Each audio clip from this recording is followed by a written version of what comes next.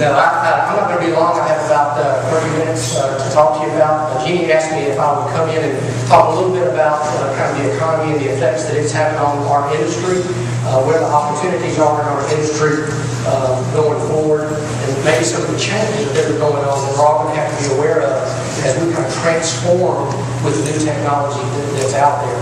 Most of us in here have been around a long time, and I've been in the industry for about 30 years, and we go all the way back to the ECR registers and then the point-of-sale integrated Wintel register.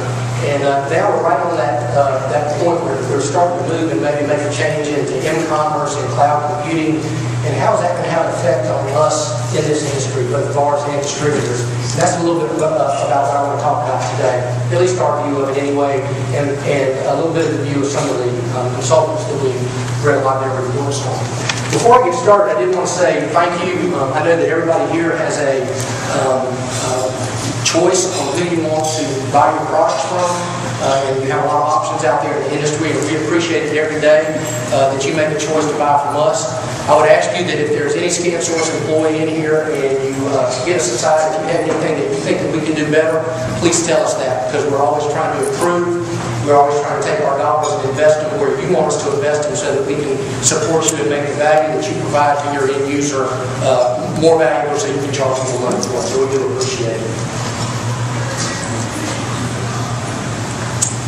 You know, I'm going to start off with a little bit about the economy, and this is a cartoon that I saw that says, "I see change on the horizon, and I want you to go out there and stop it."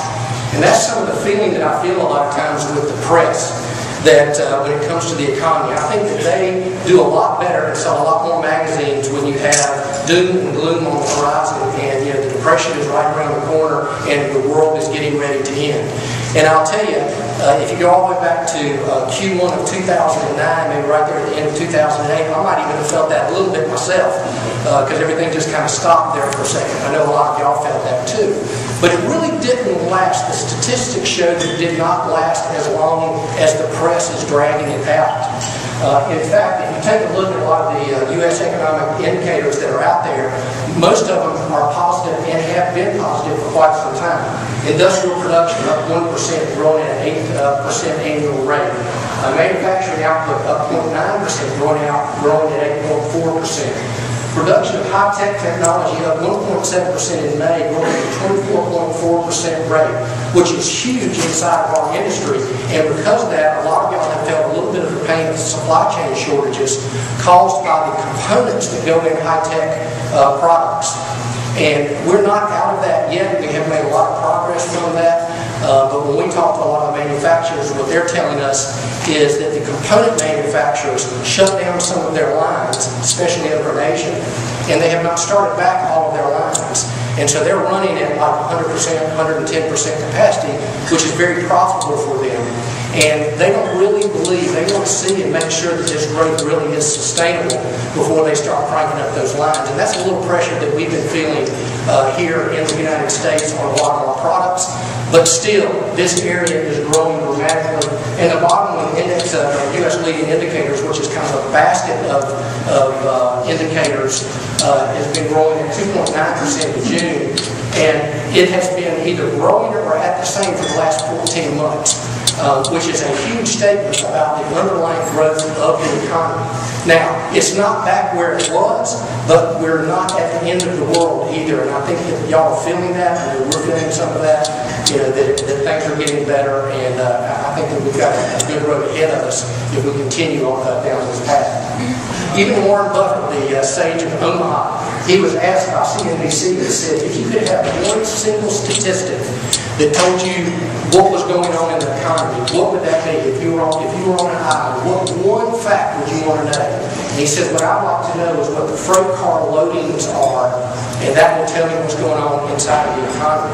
So I went out to the June American Retail Railroad Association report, and car loadings are up 18.8%. If any of you were in Greg Huset's pitch earlier today, you heard him talk about this a little bit. Intermodal traffic, that's traffic between cities, is up 36.6%, highest it's been in 42 weeks.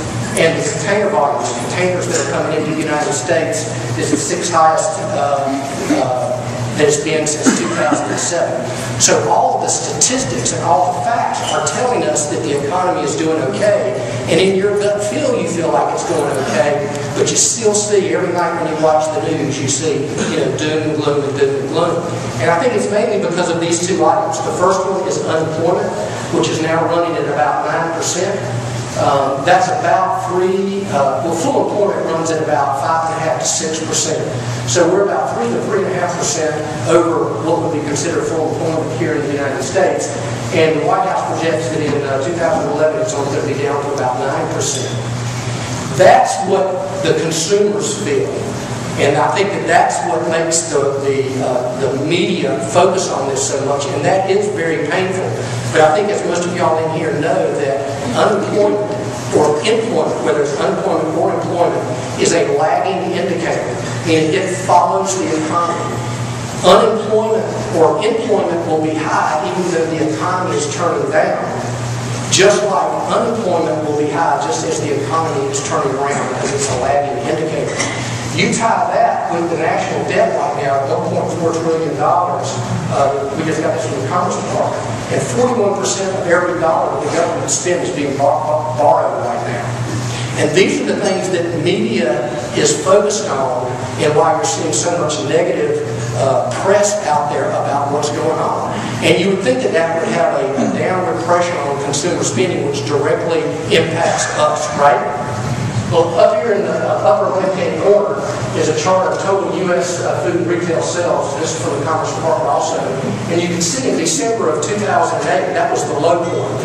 And that was right before that first quarter of 2009, where everybody felt like the world was getting ready to end. And while you can see it a little bit jagged, you can tell that the trend has been up and to the right since then.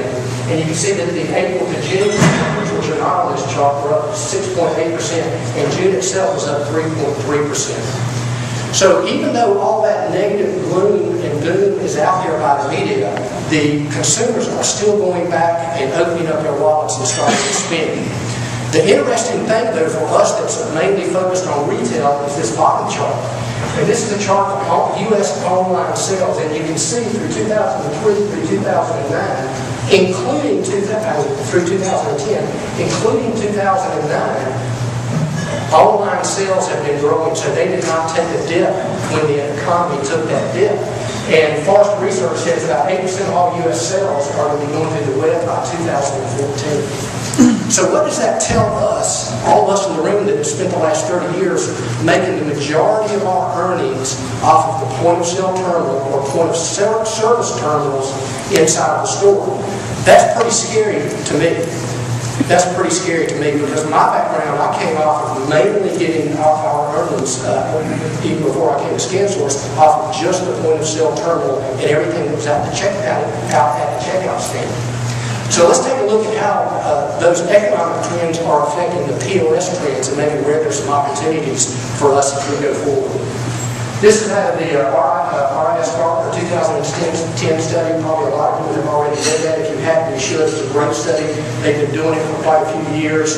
This is where they go out and interview retailers, which are your customers, about where their spending is going to be in the future, and what areas in their business and what technologies they are focused on to drive the most value for their business at retail. The top areas of retail spend, tech spend for 2010, forecast planning, price optimization, assortment planning, and multi-channel strategy. And what's interesting is this is the first year in a long time that point of sale or point of service was not in this list.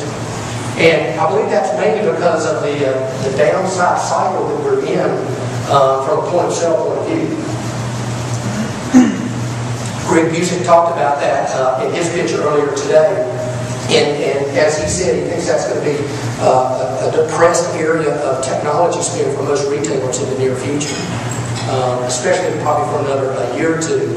A lot of it has to do with the fact that many retailers have gone out of business. Another fact has to do with a lot of used equipment is floating around there on the market right now, and I'm sure you're having to compete with that on a day-to-day basis.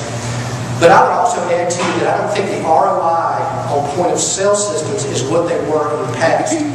And what I mean by that is the majority of people, not everybody, especially not when you get down in the tier 3 and tier 4 area, but the majority of retailers have already gone to a fully integrated Wintel-based system. And so, and they've gotten that big benefit of capturing that data at the point of sale. And so to go and replace that is a harder ROI to justify.